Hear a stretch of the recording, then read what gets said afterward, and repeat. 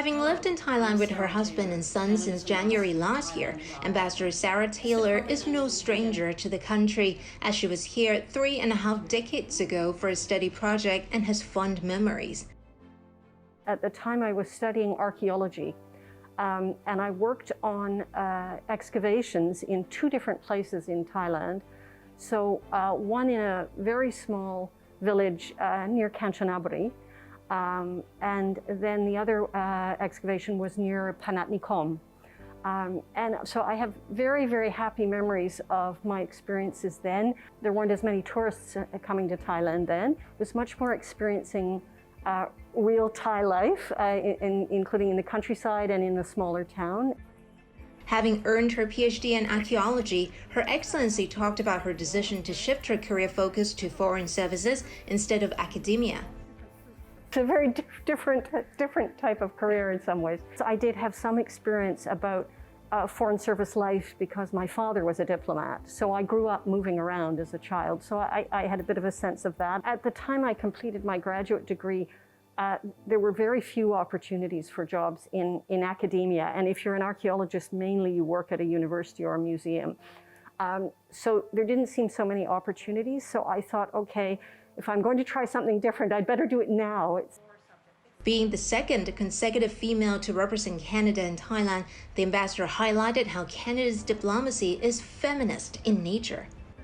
Canada's a strong believer in promoting democracy and good governance, and in supporting equality, including gender equality. Our foreign policy is explicitly a feminist foreign policy. So we really try and ensure that in everything we do, including all our development assistance, that we're very focused on trying to achieve gender equity. The country is also at the forefront in campaigning for greater media freedom around the globe. Canada was one of the co-founders of a global conference on media freedom. From our perspective, there are different components, if you like, to good governance.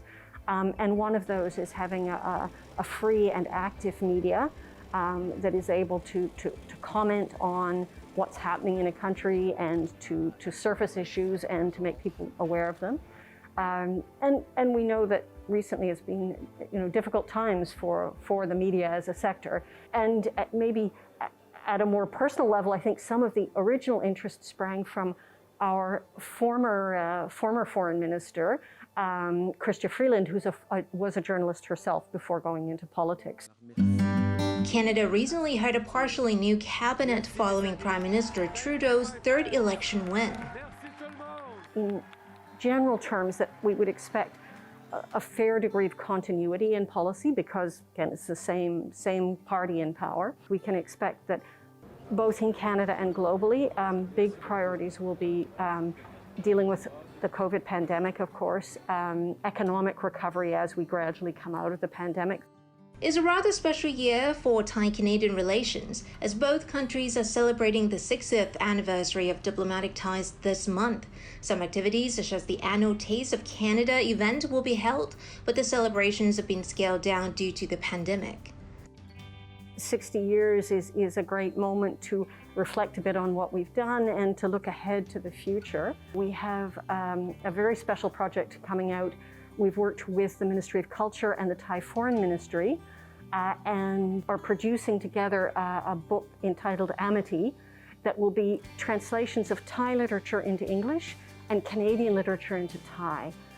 So we're hoping to launch that in December. And in April of next year, we will be having a photo exhibit called Take Your Seat, and it's comparisons of photos of Thailand and Canada, different landscapes and settings, asking the viewers to imagine themselves in those settings.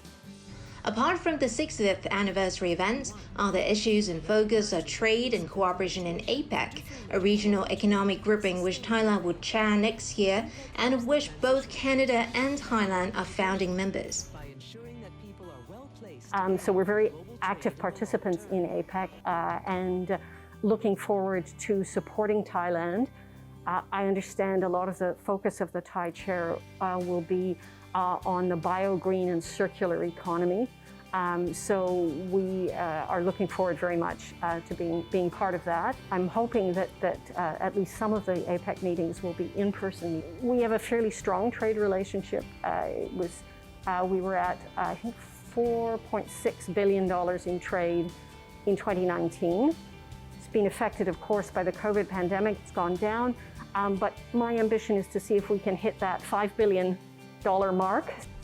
Canada is particularly known for its liberal and welcoming immigration policy, and with both Thailand and Canada recently opening borders to each other, the ambassador would like to invite more Thais to come and experience Canada's rich multiculturalism.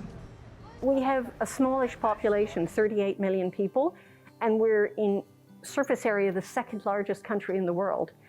So we have room for a lot more people. In Canada, we try to have a society where people can still maintain their own original culture and practices, but at the same time that it still comes together as a whole. Please come, please travel to Canada. We're not actually that far away. I hear many people here say, oh, Canada's so far away. But what they don't know is if you fly from Thailand to the United States, you usually fly over Canada to get to the United States. So we're actually closer than the US is. We have cold winters, but we're warm other times of the year. Hatay Deshikitirana reporting for Thai PBS World.